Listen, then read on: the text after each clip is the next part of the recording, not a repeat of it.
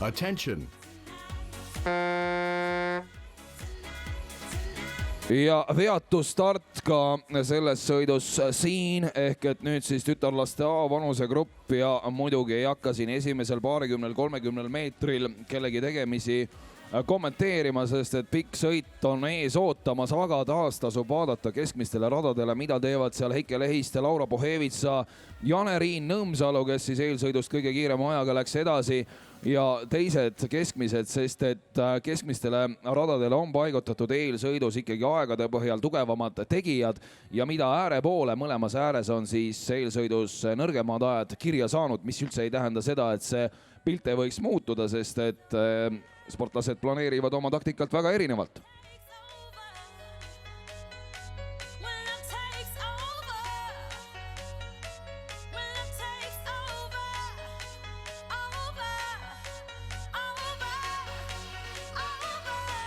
Ja nüüd vaatame, mis seisud on. 300 meetrit on läinud, väga põnev, üks põnevamaid finaale kindlasti, kui vaatame praegu,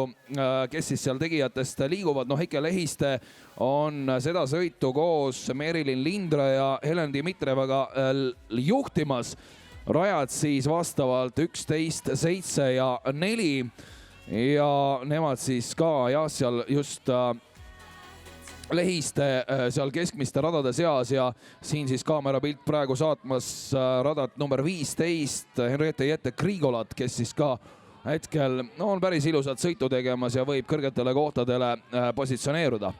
Aga nüüd näeme number 12 Grete Keersalu on oma sõitu seal tegemas, aga ei mängi tema kaasa tõenäoliselt siin poodiumi trio moodustamises.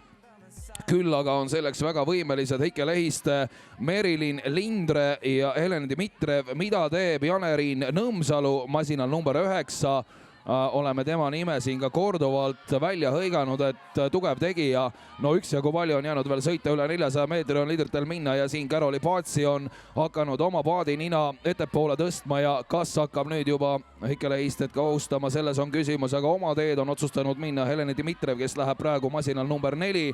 omas rütmis ja tundub ka vahet suurendamat Merilin Lindre ees. 300 meetrit on minna liidritel ja seda sõitu on asunud valitsema Helena Dmitrijev number 4, 250 meetrit ja näeme, Dmitrijevi edu on kasvamas, seevastu Lindret hakkavad ohustama Heike Lehiste ja Lehistet, Lindret omakorda Karoli Paatsi, nii et see on põnev võistlus, kui esimese koha osas juba võib ennustada siin, et Dmitrijev suudab vastu pidada, 150 meetrit on minna, siis mis saab teisest kolmandast positsioonist või on nüüd Lindre, Merilin Lindre suutnud tempot tõsta ja ei vasta see siiski Helena Dmitrijevi sõiduvõimule ja tundub, et Dmitrijev liigub veelgi lõpupoole siin konkurentidelt eest ära. No 50 meetrit on jäänud sõuda, kõigest 50 meetrit on jäänud sõuda, päästev lõpujoon paistab ja siin me näeme, kuidas Helen Dmitrijev on seda sõitu võitmas ja pidu on Sportlase tänavas 3.27,9 oli põnev võistlus, kes tuleb teisena ja teisena tuleb platsi Merilin Lindre, võib ka öelda üllatuslikult kõva võistlus 3.32 ja kolmandana Heike Lehiste 3.34,2 võimas sõit Heike poolt ka ja õige pea noori loodame juba ka poodiumil näha, nii et vägev etteaste ja nii nagu lubasime, need sõidud lähevad järjest põnevamaks.